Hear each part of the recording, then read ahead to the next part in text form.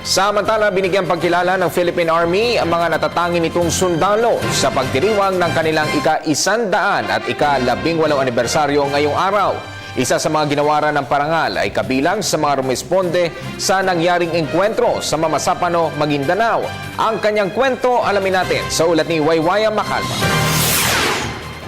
Inalay ng ama ng Philippine Army ang kanilang anibersaryo sa lahat ng mga sundalong nagbubuwis ng kanilang buhay para lamang maprotektahan ang mga sibilyan laban sa mga masasamang elemento.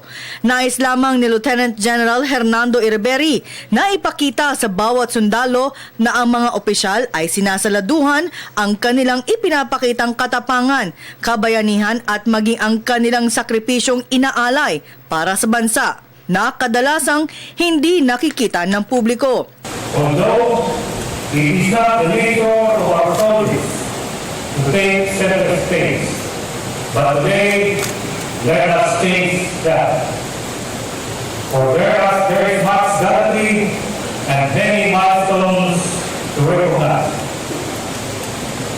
Let us start by paying tribute to all our soldiers who risk life and limb every day, from north to south, so that our people may continue to live in peace and work for a prosperous future.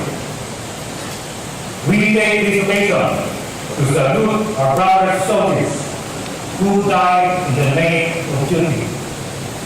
Those who braved gunfire and life-threatening conditions to do their job.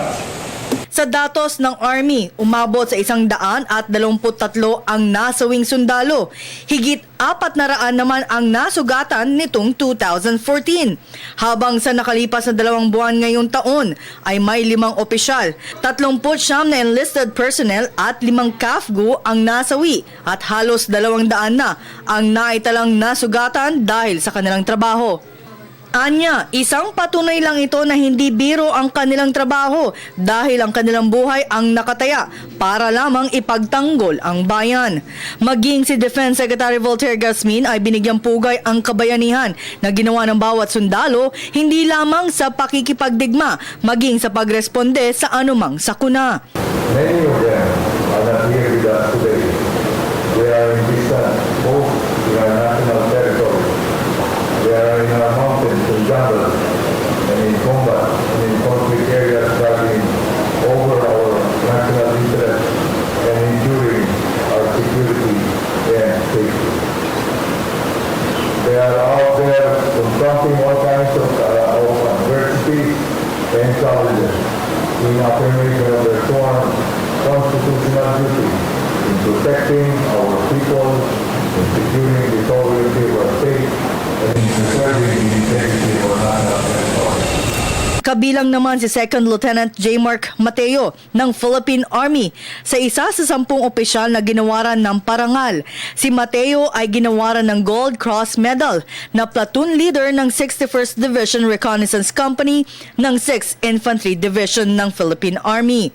Sila ang unang nakapasok sa encounter site sa Mamasapano, Maguindanao noong January 25 na inamin na hindi biro ang pagpasok sa lugar.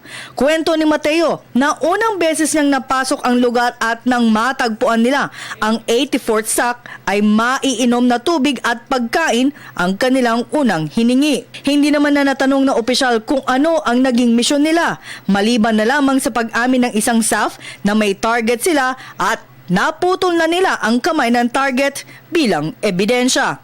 Dagdag pa ni Mateo, halos kalahating araw inabot ang buong platoon, mailabas lang sa Pidsandawan, Mamasapano, Maguindanao ang 8 bangkay ng SAF, 11 sugatan at 18 SAF troopers na walang tama. Nagpasalamat sila sa amin kasi sa totoo yan, hindi na raw po nila alam na ano.